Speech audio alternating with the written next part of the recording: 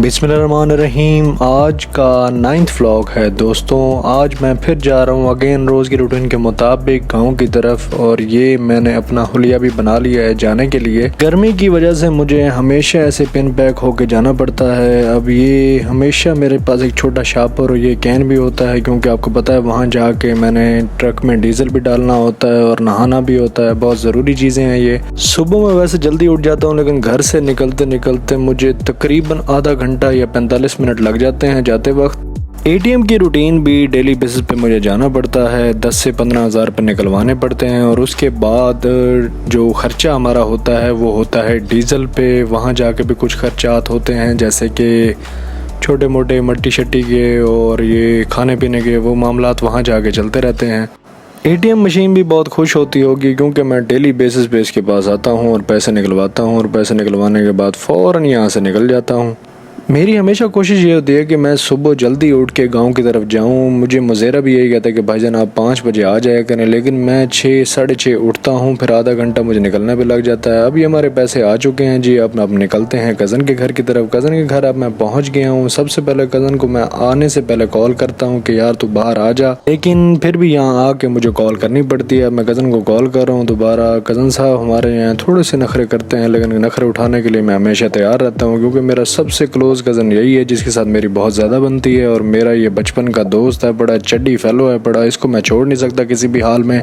Call तो है मैंने मिला दी है कज़न साहब को, कज़न साहब उठा नहीं रहे। हालांकि आने से 5 मिनट पहले मैंने कज़न को कॉल की थी। मैंने कहा यार मैं पहुंचने वाला हूँ। इसने कहा आ जा मैं रेडी हूँ। बड़ा पता नहीं कज़न अब कॉल नहीं उठा रहा, लगता है वॉशरूम के अंदर होगा। माशाल्लाह जी कज़न बाहर आ गए हैं, फुल तैयार हो गए। ये फुल तैयारी इनकी ऐसी होती है हमेशा की तरह से। अब इन्होंने ये जो कच्चा हाथ में पकड़ा हुआ है अब ये शापर में डालेंगे, क्योंकि नहाने का मेरे कज़न को बड़ा शौक है। पेट्रोल पंप पे पहुंचे हैं तो वहाँ पर लाइन लगी हुई थी। मैंने कहा चलो पेट्रोल डलवा लेते हैं। जाते वक्त पेट्रोल का पता नहीं होता। वैसे तो इस बाइक की टंकी हमेशा फुल रहती है, लेकिन जाते वक्त मैं हमेशा पेट्रोल डलवा लेता हूँ। कभी कभार ऐसा होता है कि पेट्रोल नहीं भी होता है इसके अंदर। मेरी बाइक की एवरेज वैसे 50 है पड़ी, लेकिन मैं 2 लीटर डलवाता हूँ। मेरा जो सफ़र है डेली बेसिस पर वो 40 to 42 किलोमीटर वन साइड का होता है, और मैं पेट्रोल तकरीबन 2-1 लीटर डलवा लेता हूँ। मेरा ईजीली आना जाना हो जाता है उसके अंदर। पंप वाला भाई मुझे घूर रहा है कि ये क्या हो रहा है, लेकिन अब हम आ गए हैं एक शॉप पे। हमने कुछ सामान लेना था, क्योंकि वहाँ पर हमें कुछ चीज़ें बनवाने के लिए ये सामान हमारा बड़ा ज़रूरी आता है, क्योंकि ये हमें जो है पैमाइश के काम में ज़रूरी आता है। ये 100 फुट की पैमाइश वाला फीता है बड़ा। दुकान वाले से मैंने पूछा कि इससे बड़ा है बड़ा, तो उन्होंने कहा जी 500 फुट वाला है। मैंने कहा वो नहीं चाहिए हमें, 100 फुट वाला ही बहुत है बड़ा। इसकी मैंने उनसे प्राइस पूछी तो उन्होंने कहा जी 350 फाइनल है बड़ा। कज़न इसको चेक करें, चेक करने में कज़न हमारा एक्सपर्ट है बड़ा, आपको पता है पहले दिन से, और ये बेहतरीन तरीके से इन्होंने पैक कर लिया है। रोज़ की रूटीन के मुताबिक जी ईरानी डीज़ल हम आ गए हैं। ये हमने जो है कैन ऑनलाइन मंगवाई है। ये 4500 की कैन है बड़ी। इसके अंदर 30 लीटर आता है, स्लिम एंड स्मार्ट सा। इस कैन का सबसे बड़ा फ़ायदा ये है कि ये बड़ा ही स्मार्ट है बड़ा, इसको कैरी करने में कोई मसला नहीं होता। मैंने जी पेट्रोल पंप नहीं डीज़ल पंप वाले को कहा कि भाईजान 25 लीटर डाल दो। हमने आज 25 लीटर लेके जाना है। डेली बेसिस पे तकरीबन 25 से 30 लीटर हमारा खर्च हो रहा है डीज़ल। ईरानी डीज़ल की आप लोगों ने शक्ल भी देख ली होगी। ये तकरीबन ब्राउन किस्म का होता है। जो हमारा रियल डीज़ल है वो पता नहीं कहाँ से आता है, मुझे इसकी नॉलेज नहीं है, लेकिन उसकी जो शक्ल होती है वो ग्रीन कलर का होता है। अब ये मैं देख रहा हूँ मीटर की तरफ काफ़ी हद तक ढल गया है। मीटर से नज़र आ रहा है कि 10 लीटर हो गया है। ये जी 25 लीटर जी हमारा डीज़ल हो गया है जी। मैंने कज़न को बुलाया, कज़न ने कहा मैं पेमेंट करके आ रहा हूँ। अब ये शाही सवारी आपको पता है हमारी है पड़ी। अब हम चल रहे हैं गाँव की तरफ।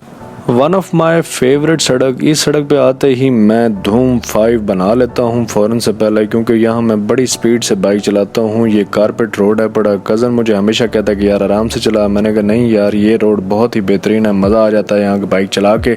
और इसके बाद जो रोड आता है उससे मुझे सख्त नफरत है पड़ी। हालांकि वो छोटा सा टुकड़ा है, बड़ा टुकड़े से मुराद ये है कि 3 किलोमीटर के जैसे अब ये रोड आ गया है। ये सारा रोड मेरी ज़मीन तक टूटा फूटा हुआ है, और मुझे यहाँ जाने का इतना ही ज़्यादा कोफ्त और मसला होता है ना, मेरा टायर हो गया, मैं हिल हिल के पागल हो जाता हूँ इस रोड पे आके। हाँ जी, तो आखिरकार ज़मीन की तरफ पहुँच गया हूँ। यहाँ आते ही सबसे पहला सुकून तो ये मिल जाता है कि अब जाके बाइक रोक देनी है और जाके सुकून से कमरे में बैठ जाना है। ये सबसे बड़ा सुकून जो है मुझे स्टार्ट सफ़र से ही चाहिए होता है, लेकिन यहाँ आके जाके कंप्लीट होता है। ये जो हमारा ज़मीन की तरफ रोड जा रहा है, ये रोड भी काफ़ी ख़राब होता है। अक्सर औक़ात यहाँ पर बाइक मेरी स्लिप होती है, लेकिन इस रोड को भी आने वाले वक्तों में मज़ीद इंशाल्लाह पक्का करूँगा मैं।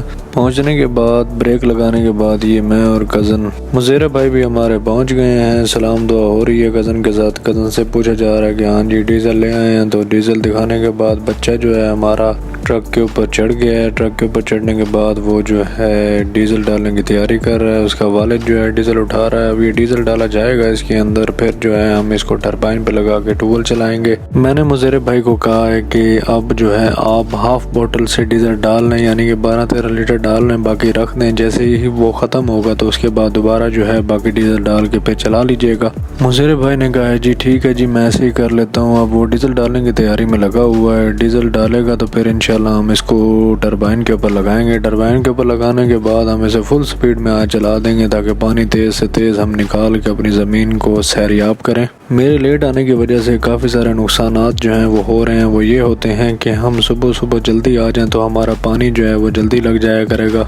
डीज़ल जी डल चुका है जी। उसके बाद जो अब ये क्रॉस जो है हमारा लगने जा रहा है टरबाइन के अंदर। टरबाइन के अंदर ये लग जाएगा तो फिर आपको पता है जो डेली बेसिस पे हमारा पानी एक्टिव हो जाता है वो दोबारा हो जाएगा। मेरा भाई जो है वो अपनी मर्ज़ी के मालिक हैं पड़े। ये अब उल्टा लगा रहे हैं। मैंने इनको कहा क्रॉस चेंज करके लगाओ, ये फिर लगाएंगे अपनी मर्ज़ी से। लेकिन इनको मैं बार बार इसी चीज़ का समझाता हूँ कि यार आप ऐसे करो, लेकिन कज़न अब आया तो उसने बताया कि यार इसको ऐसे करना है। कज़न मेरा फुल इंटरेस्ट दिखाता है, क्योंकि मेरा कज़न मुझसे बहुत ज़्यादा प्यार करता है। वो हमेशा ही मेरे हर काम के अंदर सबसे आगे होता है और मेरी खातिर हर बंदे से लड़ता भी है, बात भी करता है। 2-4 दफ़ा मुज़ेरे भाई से भी इसकी बहस हो गई थी कि यार तुम ऐसे ना करो। बस मैंने फिर इसको समझाया, मैंने कहा यार प्यार से काम ले लेते हैं, लेकिन ऐसे नहीं करना चाहिए। क्योंकि कज़न मेरा कहता है कि यार तुम लोग इस काम को कंटिन्यू रखना चाहते हो, थोड़ा सा तुम्हें सख्ती इख्तियार करनी पड़ेगी। लेकिन मैंने कहा चलो ठीक है जी ऐसे कर लेते हैं। अब कज़न साहब क्रॉस लगाने में कामयाबी की तरफ आ तो रहे हैं, लेकिन पता नहीं कब होगा। कज़न एक्सपर्ट ने जी क्रॉस फाइनली लगा दिया है। अब जी ये ट्रक हमारा चलेगा, फिर पानी निकलेगा, फिर हम पता नहीं किसको लगाएंगे। मुज़ेरा भाई बताएंगे हमें आज किसको हमने पानी लगाना है। वैसे कुछ दिनों से ना मैं ये इस रूटीन से बड़ा थोड़ा सा डिस्टर्ब हुआ पड़ा हूँ कि सुबह सुबह उठते ही सबसे पहले मुज़ेरा भाई की कॉल आती है और ये कहते जी डीज़ल लेके पहुँचो। ये जो रूटीन है बड़ी थोड़ी सी हार्ड हो जाती है, क्योंकि कभी कभार कज़न नहीं होता मेरे साथ। पानी जी हमारा स्टार्ट हो गया जी। इस टाइम ट्रक की स्पीड है जी 1700 पे ये पानी निकाल रहा है जी। और ये पानी तेज़ी से जाते हुए हमारे घर वाले साइड का जो एरिया है जी वो आखिरी रह गया था, अब हम उसको कंप्लीट कर रहे हैं। ये पानी आप लोग देख रहे हैं उसकी तरफ जा रहा है, ये आज की डेट में हो जाएगा। जब मैं सफ़र पर पहुंचा तो मैंने मुज़ेरे भाई को आते ही कह दिया था कि नाश्ता बनवाओ। फिर वो नाश्ता जी बन के आ गया है जी। मेन्यू में देखते हैं जी क्या है पड़ा। वाह जी वाह, अंडे बने हुए हैं जी। ये सादा अंडे हैं और ये 2 अंडों की बुर्जरी बनी हुई है। बुर्जरी पता नहीं इसको क्या कहते हैं। ये जी पराठे हैं पड़े। कज़न साहब को मैंने कहा कज़न साहब हाथ धोने चले गए, तो मैंने कहा वो नाश्ता करें जी। 2 घंटे के बाद जी ये हमारा एरिया तकरीबन कंप्लीट हो गया है। मैंने आपको बताया था घर के दीवार के साथ वाला एरिया जो है वो 2 क्यारे रह गए थे, वो जी अब पानी कंप्लीट हो रहा है। जहाँ जहाँ पानी रह गया है वो जगह थोड़ी सी ऊपर है पड़ी, उसको करने के लिए थोड़ी सी मेहनत लगेगी। बाकी अल्हम्दुलिल्लाह पानी जो है वो बेहतरीन तरीके से लग गया है जी। अब जाके जी हम फ्री हो गए हैं, तो कज़न ने कहा जी आओ नहाते हैं। मैंने कहा चलो जी किट कर लेते हैं। कज़न उमराव जान वाली साड़ी पहन रहा है और मैंने कच्चा शर्ट पहन लिया है। कज़न साहब कहते हैं जी मैं तैयार होके आ रहा हूँ, तुम चलो। मैंने कहा ओके हो गया जी, मैं जा रहा हूँ बाहर की तरफ, तुम सुकून से आ जाओ। कज़न साहब पानी में डुबकियाँ मारते हुए और मैं जो जिसको स्विमिंग आती नहीं है वो जी ऐसी ऊट पटांग हरकतें करता है, जो कि मैं भी आपके सामने करता हुआ नज़र आ रहा हूँ। यही मेरा नहाने का तरीका है जी। ये मैं तरीके से ऐसे ही नहाऊंगा और यही सारा दिन जब भी यहाँ पे आता हूँ नहाता हूँ। तो कज़न तो मेरा काफ़ी ट्रेन है बड़ा नहाने में। बच्चे आ गए हैं जी नहाने के लिए, तो हम बाहर निकल आए हैं। जैसे ही बच्चे आते हैं कज़न और मैं बाहर आ जाते हैं। बाहर जो मौसम बना हुआ है वो आंधी टाइप बना हुआ है, या बारिश होगी या आंधी आएगी, आप मौसम देख रहे हैं। और मैंने मुज़ेरे भाई को कहा, मैंने कहा अगर बारिश आ जाए तो तुम ट्रक रोक देना। और ये जी देखते ही देखते अंधेरी आ गई है जी, बहुत तेज़ किस्म की। आपके सामने तूफ़ान नज़र आ रहा होगा और हम ये भागने की तैयारी कर रहे हैं अपने कमरों की तरफ। मुज़ेरे भाई धोती ना उड़ जाए आपकी, ख्याल करो भाई। देखो बच्चे भी बैठे हैं कपड़े धोते हुए और ये अंधेरी बड़ी तेज़ किस्म की आ गई है। काफ़ी सारे लोग भागने लग गए हैं। ट्रक हमारा चल रहा है जी अपनी स्पीड में। ट्रक को किसी चीज़ का असर ही नहीं हो रहा और मैं जो है मैं भी थोड़ा सा कंफ्यूज हो रहा हूँ कि ये क्या हो रहा है। खुले इलाकों में हमेशा ही इसी चीज़ का डर रहता है, या तो बारिश आ जाती है या फिर आंधी। आंधी हमारी बहुत तेज़ जी आ रही है। आपको मेरे बालों के उड़ने का अंदाज़ा हो रहा होगा कि आंधी बहुत ही तेज़ आ रही है। यहाँ मुझे कुछ ज़्यादातर नज़र भी नहीं आ रहा, पता नहीं मैं क्या शूट कर रहा हूँ। और आप लोग देख रहे होंगे कि आगे पीछे नज़र कुछ भी नहीं आ रहा। आंधी ने जी आसमान पूरा ब्राउन कर दिया है जी, साइडों से कुछ नज़र नहीं आ रहा, लेकिन मैं कैमरे से अपनी वीडियो शूट करता हुआ जा रहा हूँ। बाल मेरे ऐसे उड़ रहे हैं जैसे 2 मिनट्स नूडल्स बनते हैं जी। अब मैं देख रहा हूँ कि अंधेरी रुकेगी भी सही कि नहीं। मुझे लगता है कि हमें भी जाना पड़ेगा, लेकिन हमें जाने के लिए भी हमारी सवारी का मसला ये बनेगा कि हमें कुछ नज़र आएगा तो हम जाएंगे। अब मैं ये जा रहा हूँ जी ज़मीन की तरफ, वहाँ जाके देखता हूँ जी क्या माहौल है। तो आंधी जो है उस साइड से आ रही है सामने से, और बहुत ही तेज़ किस्म की हवा आ रही है, नज़र भी कुछ नहीं आ रहा। काफ़ी सारी चीज़ों में ये देख रहे हैं जी, डीजल आधा बच गया है, इसको भी उठा के अब अंदर रखते हैं। लेकिन आंधी अब कुछ हद तक थम चुकी है जी। अब जी पानी हमने इस साइड पे लगाना शुरू कर दिया है। वो साइड हमारी कंप्लीट हो गई थी। ये साइड हमारी है जहाँ पर बीज लगा हुआ है, वो भी बाजरे का। ये भी तकरीबन अब 2.5 से 3 घंटे में आपको धुआं मारता हुआ ट्रक भी नज़र आ रहा होगा, और पानी भी बड़ा तेज़ फ्लो में जा रहा है। अब हमारी जो ट्रक की स्पीड है बड़ी, वो 1800 के करीब है बड़ी, ताकि तेज़ जितना चलेगा उतना ही पानी तेज़ निकालेगा। ऊपर से आपको धुआं भी नज़र आ रहा होगा ट्रक, और पानी का फ्लो भी आपको नज़र आ रहा होगा, पानी कितनी ही तेज़ी से जा रहा है। अब ये हमारे तकरीबन 2 क्यारे हो चुके हैं जी।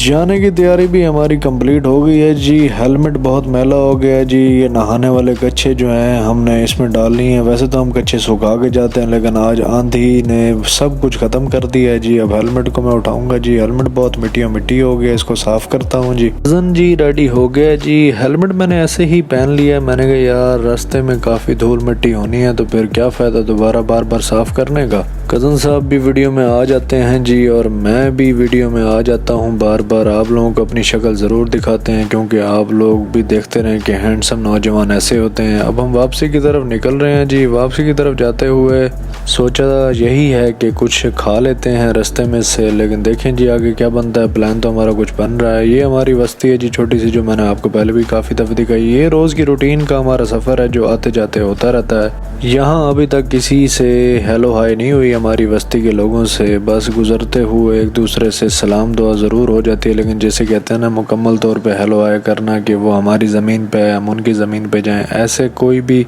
अभी तक हमारे साथ इत्तेफाक नहीं हुआ। बहुत सारी चीज़ें जो हैं सफ़र के दौरान होती हैं, लेकिन ये रोड मैंने आपको पहले बताया था, इस रोड से मुझे सख्त नफरत है पड़ी। ये 4 किलोमीटर का जो रोड है पड़ा, ये बहुत ही तंग करता है कज़न को और मुझे। कज़न साहब शीशा सेट कर रहे हैं और मैं कज़न की और अपनी वीडियो बना रहा हूँ। रास्ते मुस्कुराते हुए हम जा रहे हैं जी। अब आगे जाते वक्त हम रुक गए क्योंकि काफ़ी सारे जानवर हमारे सामने आ गए। यही वही रोड है जो मेरा पसंदीदा रोड है। उसके ऊपर जी जानवर, भैंसे और साइकिल वाला इतनी स्पीड में गुजरा कि F16 शायद उसके पास। यहाँ पर गांव में सबसे अमीर आदमी वो है जिसके पास ये जानवर हैं बड़े। ये जानवर बहुत ही फायदेमंद हैं बड़े। अब ये मैंने जाते हुए देखा कि ऊंट का एक बहुत बड़ा झुंड मुझे नज़र आया है कि एक बंदे के पास काफ़ी सारे ऊँट हैं बड़े, और वो चराने के लिए पूरे गांव में उसको घुमाता जा रहा है। ये आप लोगों को नज़र आ रहे होंगे। मेरी नॉलेज के मुताबिक जिस बंदे के पास ऊँट हैं और भैंसें हैं बड़ी, वो बंदा माशाल्लाह बहुत ही अमीर तरीन इंसान है बड़ा, क्योंकि